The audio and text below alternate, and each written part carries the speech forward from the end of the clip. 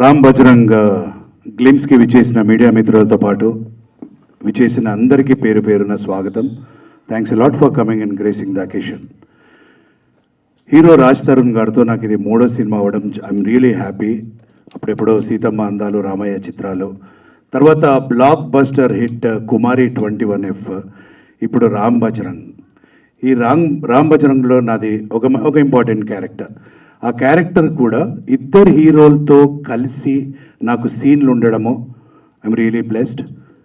So from the bottom of my heart a very big thanks to director Sudheer garu and of course Swathi garu also. ఈ cinema it's too early to talk about this movie, డీటెయిల్గా చెప్పడం ఇప్పుడు just a glimpse.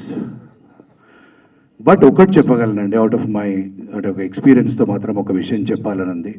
ఈ title Ram Bajrang అంటే ఎంత powerful title అండి. రామ్ బజరంగ్ అనే టైటిల్కి న్యాయం చేసిన రాజ్ తరుణ్ గారు కానీ, సందీప్ మాధవ్ గారు కానీ, నా one of my best friends మా వెంకట్ గారు కానీ, నటించిన అందరు కానీ ప్రాణం పోశారు. నా క్యారెక్టర్కి ఏదో నేను డబ్బింగ్ చెప్పి బయటకు వస్తుంటే డైరెక్టర్ గారు out of his love, care and concern ఒక 4 సీన్లు చూపెట్టారండి.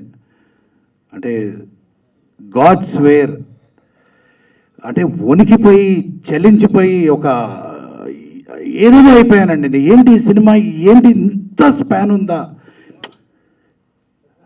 దిస్ ఈజ్ ఈ సినిమా బ్లాక్ బస్టర్ అవ్వడము తథ్యం. ఇది మీరు రాసి పెట్టుకోండి. ఎస్, ఈ సినిమాలో ఎటువంటి టెక్నీషియన్స్ అండి.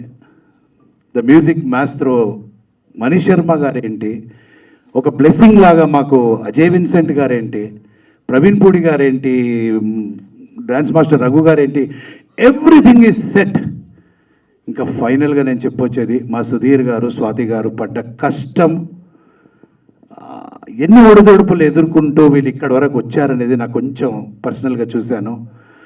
కష్టం అనేది ఎప్పటికీ ఉట్టిగా పోదు. ఈ సినిమా ఏ ఎక్స్పెక్టేషన్ లేకుండా వస్తున్న ఈ సినిమా అందరినీ ఒక రేంజ్లో సర్ప్రైజ్ చేసి ఒక బ్లాక్ బస్టర్గా నిలుస్తుందని ఆశిస్తూ ఒక మంచి క్యారెక్టర్ చేసి ఇచ్చినందుకు డైరెక్టర్కి థ్యాంక్స్ చెప్పుకుంటూ థ్యాంక్స్ ఎ లాట్. యా.